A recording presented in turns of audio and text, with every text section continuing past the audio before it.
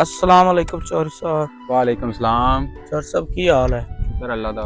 सेहत भी तो ठीक है। फिट फाट। हाँ जी, चौरी साहब निक्का जिहा काम सी थोड़े नाल। हुक्म करो। चौर साहब स्कूटर चाहिए है, मेरे घर वाले बड़ी बीमार है तो उन्होंने हस्पताल जाना है। यार स्कूटर तो नहीं हैगी, मैं किरे काम जाना। चौर साहब मेहरबानी कर दो। नहीं यार स्कूटर नहीं है। चौर साहब 1 घंटा लगना है, घंटे बाद में आ जैसे मेरी बुढ़ी की बड़ी तबीयत खराब है। नहीं यार मोटरसाइकिल नहीं है, मोटरसाइकिल नहीं दे सकता मैं। चौर साहब 1 घंटे बाद में वापस आ जाना है, बड़ी तबीयत खराब है चौर साहब। यार मैं किधर काम जाना, तेन क्या है ना।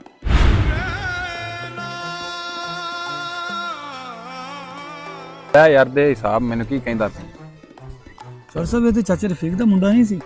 आहो यार चाचे रफीक दा ही मुंडा सी। ते चोर साहब मजबूर है मोटरसाइकिल ते ओ खली दे देनी सी जी। यार मैं हुण किसी दी मदद नहीं करनी। चोर साहब तुसी बड़े सख्त दिल हो गए। यार गल सख्त दिल दी नहीं है, गल पता की मैं आज दिल दे नाल वादा कीता कि मैं आज तो बाद किसी दी मदद ही नहीं करनी। चोर साहब ऐसा की हो गया जेड़ा तुसी इन्ने सख्त दिल हो गए? ले फिर सोना।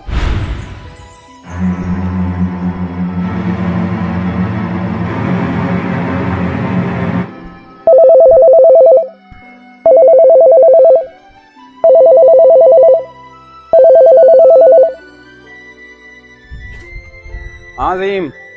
हाँ यार मैं बाहर खूह ते हैगा। आहो आजा तू उत्थे। पर ज़हीम तो आया नहीं। चलो मैं हुण चलना, इन्नी देर होगी वेट करता पंदा। चोर साहब हाँ जी आ गया मैं। तेरा इन्नी देर दा वेट करदा पे, तू आया ही नहीं है। चोर साहब मैं थोड़ा पीछे रुक गया सी, काम पे आ गया। हाँ हुक्म कर। गड्डी ले जानी चोर साहब। किधर जाना है? चोर साहब मैं शादी ते जाना है दोस्ती दी। यार काम तो मैं जाऊंगा, चल ले जाओ फिर। मेहरबानी मैं फिर चोर साहब। चला जावांगा। ठीक है चोर साहब। चाबी वेची यही थे, तेल तूल चेक कर ले। ठीक। अच्छा फिर क्यों चोर साहब? फिर की होया इरफान, गड्डी दी टैंकी फुल सी ते ले गया सारा तेल तुम साड़ के शामी मैंने लिया कर दी। मैं तेल चेक किया, तेल ही कोई नहीं। मैं चुप करके फिर रख ली।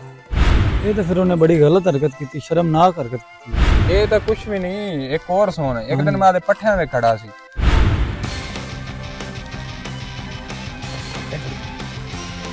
सलाम चौधरी साहब, की हाल चाल है जी?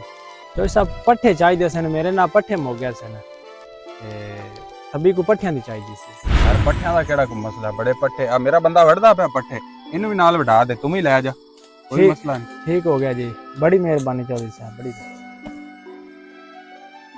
चोर साहब फिर की होया? फिर यार मैं उन्हें पट्ठे दिते ने, उन्हें थब्बी पट्ठियां दी पुछी ते ओ 2 थब्बे ले गया पट्ठियां दे। मैं परेशान, मैं यार किहो जिहे बंदे ने।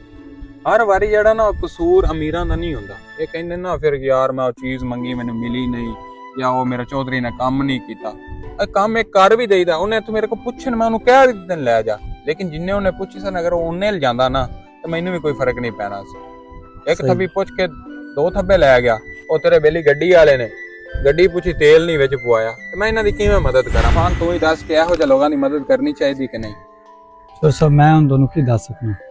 ਚਲੋ ਫਿਰ ਆਪਾਂ ਅੱਜ ਆਵਾਮ ਕੋਲ ਪੁੱਛਨੇ ਆ ਕਿ ਇਹੋ ਜਿਹੇ ਲੋਕਾਂ ਦੀ ਸਾਨੂੰ ਮਦਦ ਕਰਨੀ ਚਾਹੀਦੀ ਜਾਂ ਨਹੀਂ। ਇਹ ਹੁਣ ਤੁਸੀਂ ਕਮੈਂਟ ਦੇ ਵਿੱਚ ਜ਼ਰੂਰ ਦੱਸਣਾ।